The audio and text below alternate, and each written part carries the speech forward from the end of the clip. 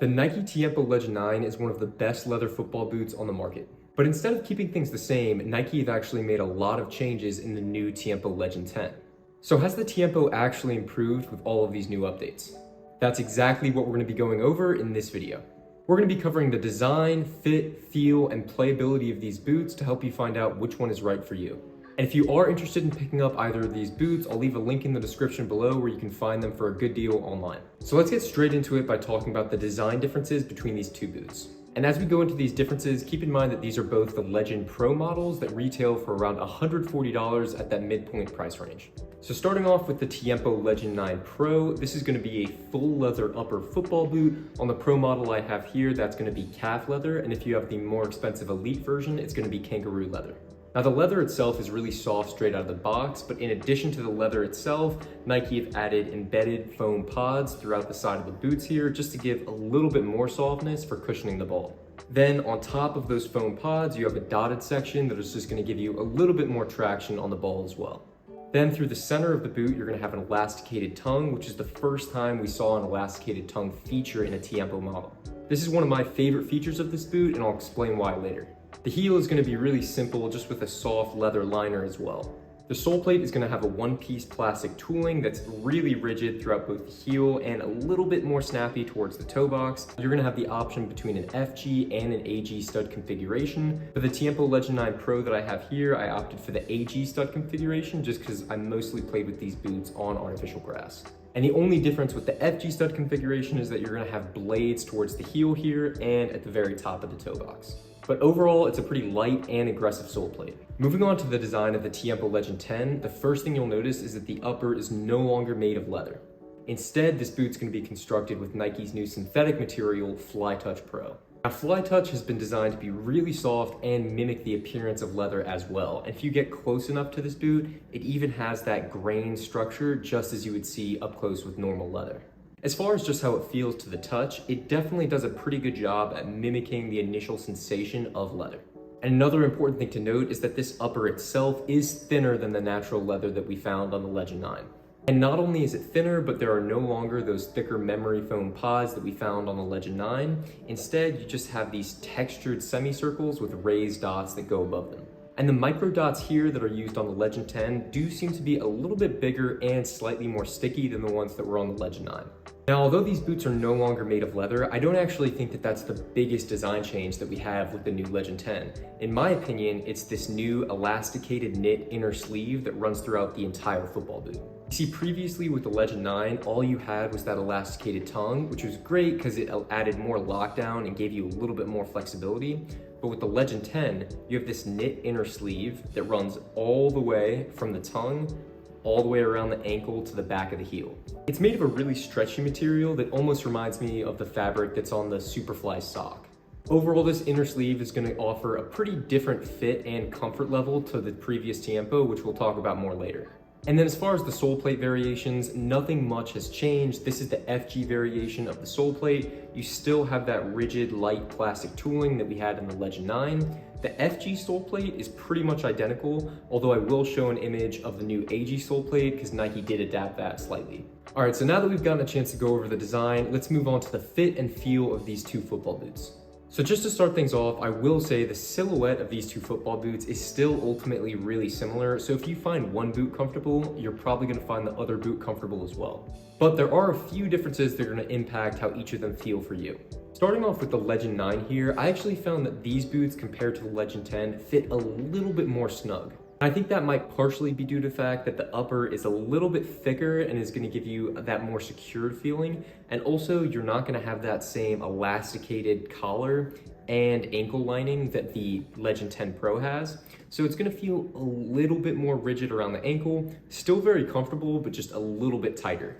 I did notice, in my opinion, when I was breaking in these Legend 9s, which I've played in a lot, after a couple wears, I did get a little bit of irritation from the heel liner here, just because it's a little bit more firm, but after about 4 to 5 wears, I would say it went away completely. Overall, I still think these are some of the most comfortable boots in the Nike lineup. I also have pretty wide feet, and I found that there was enough room in the toe box here, and at a size 10.5 US, I also found that they ran true to size. Now moving on to the Legend 10 Pro, I actually thought that these boots had a slightly roomier fit when I was wearing them, and I think that may be due to the fact that they have this stretchy elasticated collar here that just adds a little bit more freedom within the boot, and also the upper is a little bit thinner, maybe just by a millimeter or so, but even that can make a slight difference just based on your perceived fit of the boot.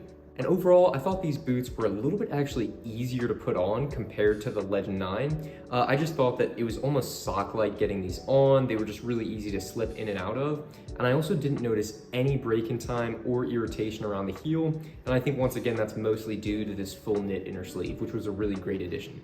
And once again, I did think that with the Legend 10, I had enough room in the toe box. I generally think that the Tiempos tend to be some of the widest boots in the Nike lineup, and although on the outside it tends to look like they can narrow and taper towards the toe box quite dramatically, I didn't notice that my toes were pinched in either the Legend 10 or the Legend 9.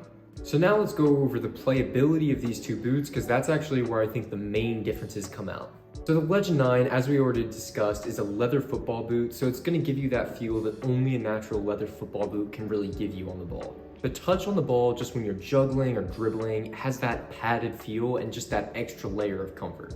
Because that leather upper is also slightly thicker, you're going to notice a little bit of additional padding just when you're juggling, dribbling, shooting, or passing.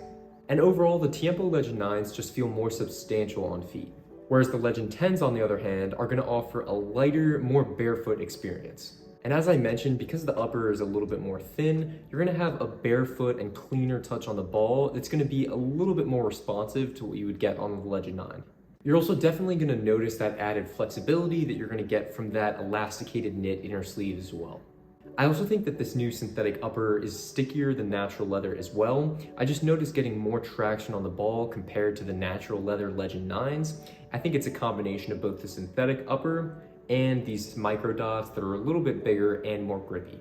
But both of these boots are going to be great to play in. They both offer a lot of lockdown as well, thanks to the traditional centralized lacing system. And next, let's go over the durability of these two boots. Because for the Tiempo Legend 9s, I've actually had these boots for a couple years now, and there's a few key points about durability that I wanted to call out. So overall, I think the boots have lasted well. The leather is still completely intact over the 2 years I've been playing with them, although I will note there was some slight sole separation around the toe box here. Now, the sole separation wasn't great enough that there's an entire hole or gap between the upper and the sole plate here, but aesthetically, it's not great. There's a little bit of peeling here, and I would say this mostly occurred after playing in the boots frequently for about 4 to 6 months. But to be honest, I don't really mind the slight sole separation much because it doesn't really have any effect on the fit or the feel of the boots. But one con I did want to point out about the Legend 9 is the fact that natural leather doesn't really do that well through the elements. And when I say elements, I'm talking about rain and sunlight. See, when you get leather wet, as you inevitably will when you're playing in the rain, and it dries out through direct sunlight or just when you leave your boots out, basically what's going to happen is the leather is going to dry and crack, and sometimes it's even going to shrink and deform slightly. And although I really like leather as a material, it is just a little bit harder to maintain, in my opinion, than synthetic materials. So because there were so many instances where I got these boots wet and then they dried, there is a little bit of light cracking on this leather, and it's definitely a little bit harder now than it was when I first bought the boots. So moving on to the durability of the Legend 10, obviously these are newer boots, so I haven't gotten the chance to break them in as much as the other Legend 9s.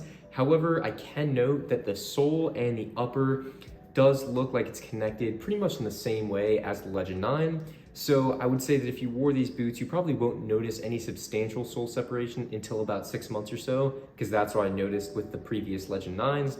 So ultimately, the sole separation should be pretty much the same for both boots. And with this new synthetic Fly Touch upper, I'm noticing that there's pretty much no stitching throughout the upper of this boot. It's pretty much just this one connected piece. And I actually like that because whenever I see stitching on the upper of my boot, that's pretty much just an opportunity where it can tear at the seams.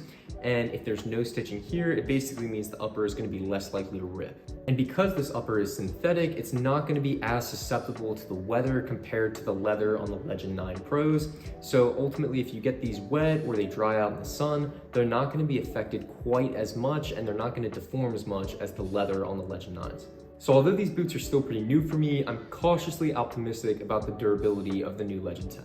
And last but not least, let's talk about the value of these two football boots. So you can actually find both of these boots online for a starting retail price of $140.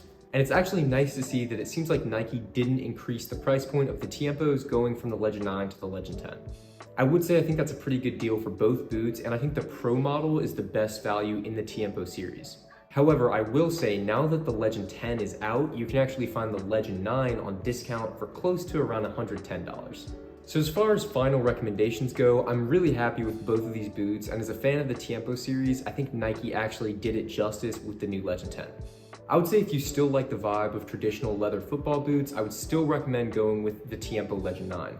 But if you're interested in something with more modern and barefoot feel that's going to have a slightly thinner upper and more elasticity, I would go with the new Legend 10. So that's going to do it for this video. Let me know if you've gotten the chance to try on either of these boots and what you think of them. Thank you for watching, and I'll see you in the next video.